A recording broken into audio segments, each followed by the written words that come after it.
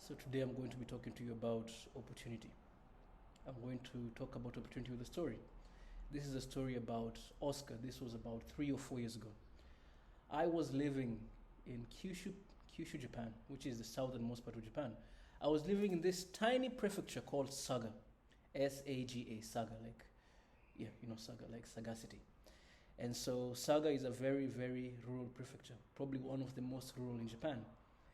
And within Saga, I was living in this small town called Kanzaki. Now, Kanzaki is pretty much a village. The only thing around are rice fields, small mom and pop supermarkets. Your local izakaya, which is basically a bar and an eatery. Your high school, your elementary school, the basics, right? A very, very small rural community. So small, in fact, that everyone knows each other. And so I was living there since late, or rather mid 2018. And I moved to Saga with my wife because I'd found a job there that was pretty lucrative. I was moved from Osaka City to Saga to go and teach English. And Saga is initially was kind of put off. Very rural, nothing to do, right? Not so many bars, no clubs. What else? The trains are very infrequent. The distance from my home to the train station was a 30-minute walk. All these things made Saga seem very unappealing to someone who was back then. I was 24, 25. While I'm in Saga, I have this lucrative job. I was earning around close to $3,000 a month. And back then I had no kids, just me and my wife, right? And so it was very easy for us to live off of this decent earnings, decent for two people. Our rent was very cheap. We weren't consuming so much food. We didn't have any to go out. We weren't going out, so we didn't have any. We weren't spending much of money on luxuries, rent and transportation. That was pretty much it. However, when I moved to Saga, this is when my drinking went off the rails because there's nothing to do.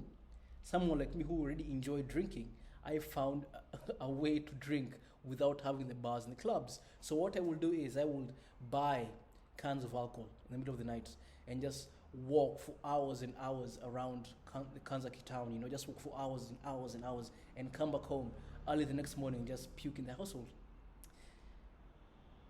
There was a point in time whereby I decided I'm going to change up my life. I'm going to start writing again. I'm going to start working out again. I'm going to start running. And so I was kind of focused for a while. And when I focused, I was writing my scripts and I actually wrote a full script. I did nothing with it, but that's a story for another day. So I wrote this full script and I decided before I pitch the script to anyone, let me print out a physical copy, go through it, pen on paper, and just look at the errors, where do we need to change the story, making sense, all of these things. So I go to the local convenience store and I print out my story. And I'm leaving the convenience store. I'm happy. I have my paper in hand, and I'm walking out of the convenience store. And as I'm leaving, I hear someone call out to me. They don't say Oscar. They say, "Hey, Sumimasen, excuse me, excuse me, excuse me." So I turn around, and there's this woman behind me. She's a very attractive woman, and she's stopping me. I'm like, "Oh wow, does she want my number? What's going on?" So she walks up to me, and she asks, "Where are you from?" I say, "I'm from Kenya." "Do you speak English?" And I say, yes, I do. I'm actually an English teacher. And I said, "Oh, what luck. Oh, I'm so happy. I need someone to teach my kids English, to teach my kid English." So she asked, "When am I available?" I told her, "No, I'm usually available on the weekends." And she asked, "Can you come to my home and teach my son English?" He was 4 or 5 at the time. And so I was, "Yeah, sure thing, I can do it. Of course, I'm going to charge you." And she says, "I'm going to give you, 2,000 yen per hour." And 2,000 yen, that's around, back then it was maybe $20 an hour for teaching a kid English. So we exchanged contacts, we planned the date, the time. And so I went to her home that next Sunday. And it wasn't just her kid, it was her kid and 3 or 4 of their friends. So in one Sunday, 1 hour, every Sunday morning, I was making 8,000 yen, which is around $80, right? And I was so ecstatic. I have this extra money every month. And what does Oscar do with this extra money?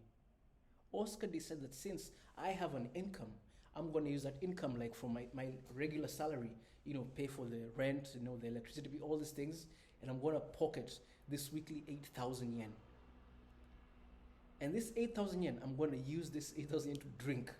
This is going to be my drinking money. And every week, I will drink 8,000 yen worth of alcohol, which seems like nothing if you consider going to a club or a bar. But if you consider going to a convenience store to buy drinks, 8,000 yen a week is quite a lot of money. So right now, I'm in Osaka. I have my own English school. And every day I struggle with marketing, trying to get new students, trying to sustain the business. While in Saga, the opportunity fell on my lap. And I didn't think about opening a school because I would have been the only English school in the town if I did open it back then. And right now, as I was marketing my business, the memory dropped in my head like, wow, if I did this back in Saga, I would have had 50, maybe 100 students by now. But I didn't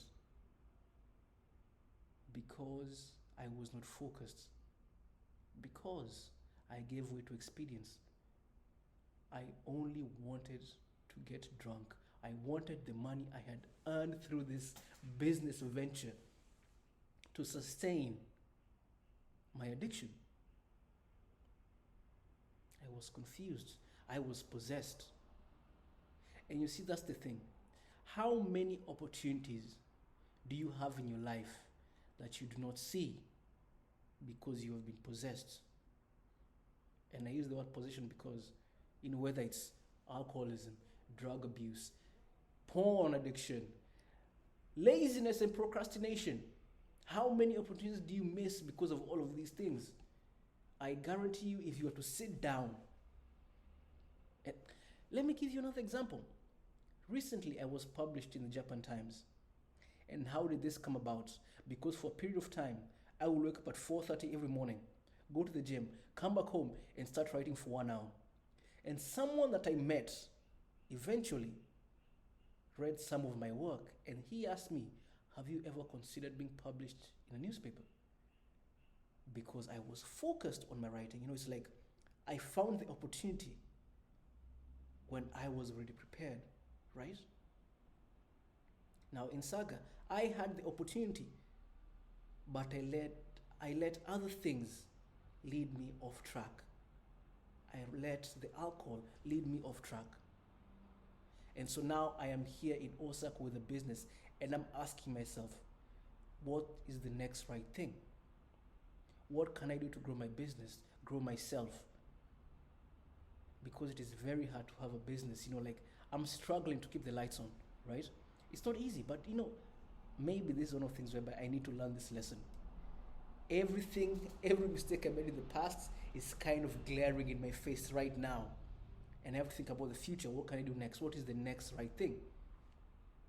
And so, dear viewers, I'm going to ask you, what in your life is distracting you right now from achieving your goals? Because you just write down, you know what your goals are, but are you working towards them? Are you actually working towards your goals, or do you just think you're working towards them?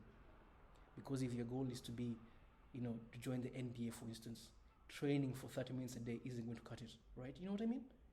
So what is distracting you? What is making it hard for you to train more than 30 minutes a day?